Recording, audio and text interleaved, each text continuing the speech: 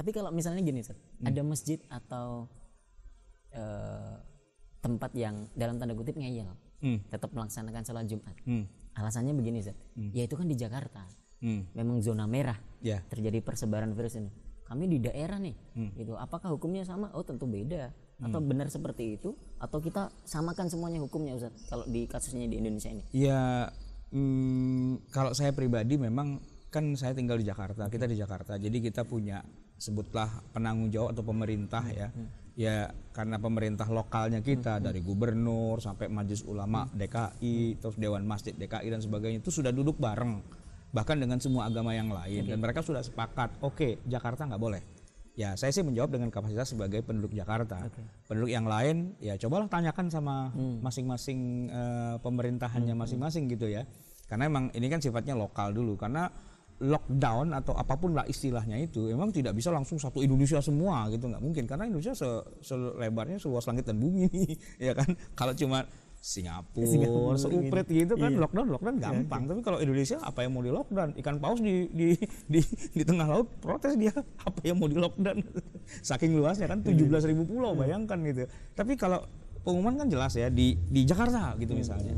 Ya minimal di Jakarta taat lah gitu. Kalau menurut saya begitu.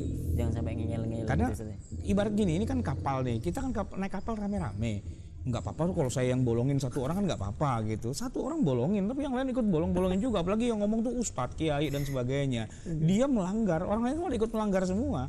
Ya kalau nggak apa-apa sih kalau 10% yang bolongin kan nggak apa-apa katanya. Ya masuk dasar laut juga kita semua.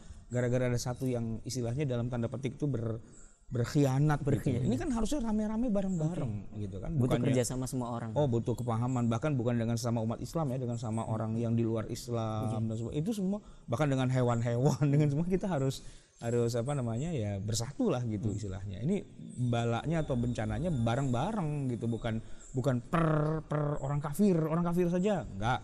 Orang beriman juga kena itu semua rame-rame gitu kan. Oke, Ustaz. Masih terkait sholat Jumat ini bareng, menurut saya menarik nih Ustaz. Masih ada tempat-tempat yang menyelenggarakan sholat Jumat. Ya. Tapi ya seadanya orang gitu Ustaz. Bisa jadi 5 jamaahnya itu makmumnya itu 5 atau 10 orang gitu Ustaz. Kira-kira sholat Jumatnya sah nggak ini Ustaz? Ini. Saya jawabnya gini, saya nggak mau pakai jawaban pakai mazhab A, mazhab B, mazhab C. Gini aja pertanyaan saya.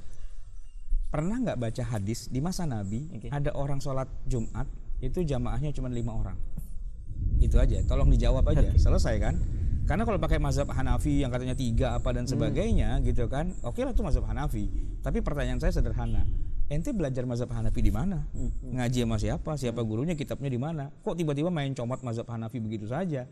Jangan-jangan bukan mazhab Hanafi gitu kan?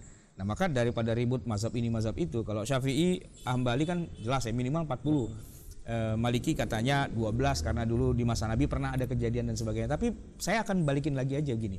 Sebutkan ada satu kejadian di masa Rasulullah yang mana sholat Jumat itu orangnya cuma berapa tadi? 5 atau 10 orang. Ada nggak? Gitu. Kalau nggak ada, terus Anda ikut sholat siapa? Itu aja kan sederhananya kan gitu. Bahwa tidak sholat Jumat malah banyak kejadiannya gitu kan. Tapi tidak usah memaksakan untuk sholat Jumat juga kalau gitu, bilangannya cuma segitu. Iya, betul. Oke, Ustaz.